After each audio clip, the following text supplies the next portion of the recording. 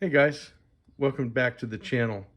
Today we're going to be taking a look at a Miguron knife. At least I think that's how you pronounce it. Uh, this knife, here you go. Here is the information if you want the model number and stuff. This knife came to us from the BPEX group. So there is an Apex and a BPEX. I started out in the BPEX. I got to the Apex, and I'm still part of BPEX because I like those guys. Anyways, here's the packaging. Not anything, super special, but it does what it's supposed to do, which is to carry a really cool knife. And this is it. This is the Miguron Akri. And so you can see they have their logo on the pivot, which I think that's pretty nice that they do that, because that's always a spot where they could do some low-level branding, and that's kind of a neat thing. I really like the G10 handles.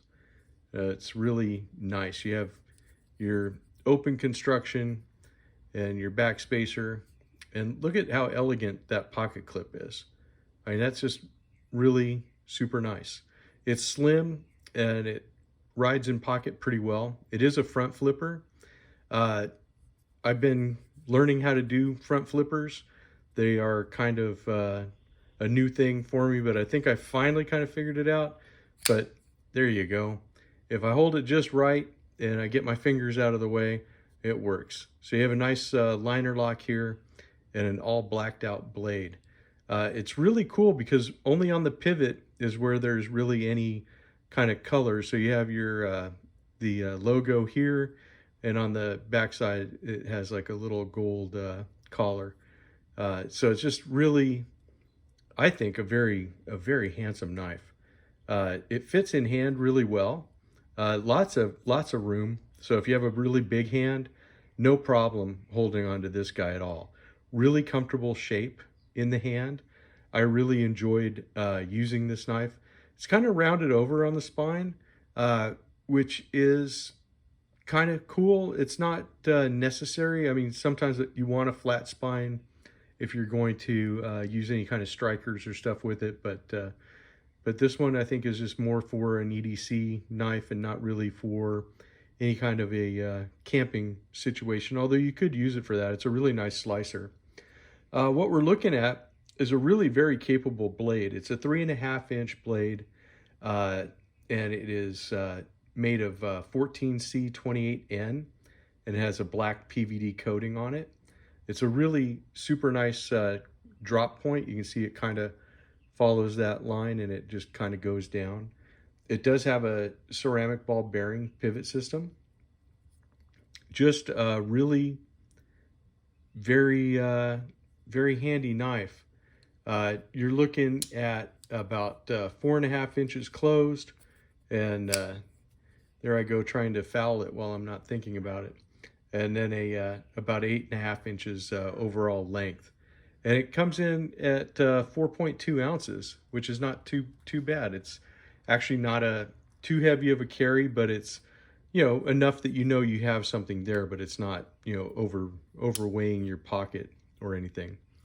But yeah, let's take a look at the action on this.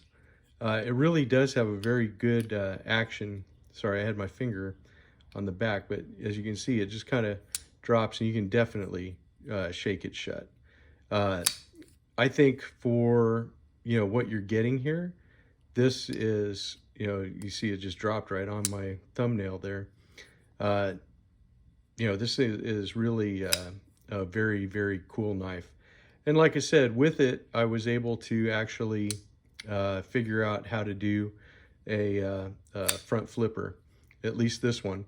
So this worked out good for me. I've enjoyed having this one. I'm going to have to get a list of the BPEX guys, because our roster has been changing quite a bit lately from when I started to what it is now. But you guys know some of the channels in there with Max Level EDC and NebuCloud and myself and Mark Kaufman. So a lot of names that you guys are familiar with, a lot of people that you know. But this is a really sharp knife, and I meant that is sharp in looks. It's sharp in practice as well. 14C28N is really a very cool steel, and I like it a lot. And that's always a question that I have, is why is it that, you know, and I'm not saying that we need, you know, super steels, you know, like Magna Cut or some of these other ones, but it is kind of interesting to me that in a, you know, here we are looking at, you know, knives, you know, these modern folders, and 14C28N is not considered a high budget steel, but, you know, to get something like this Rough Rider in that kind of a steel, it seems like that's impossible, and I don't know why. We definitely, I think, in the traditional space, have kind of, in a way, been getting, you know, ripped off. I mean, I have nothing against traditional steels, but, you know, when we're looking at a lot of our stuff being 440 and stuff like that, I mean, I just think even for a sprint run, or if they just wanted to see, you know, how the market reacts to it and stuff, I mean, would it kill them to put out something in like even a 154 CM? That would be pretty good, I think. But, you know, that's just me. Maybe it'll happen someday. I'm not sure. Anyways, that's all I have for this one. I hope you enjoyed seeing it. And I will see you guys in the next one. I will talk at you later. Have a good one, guys.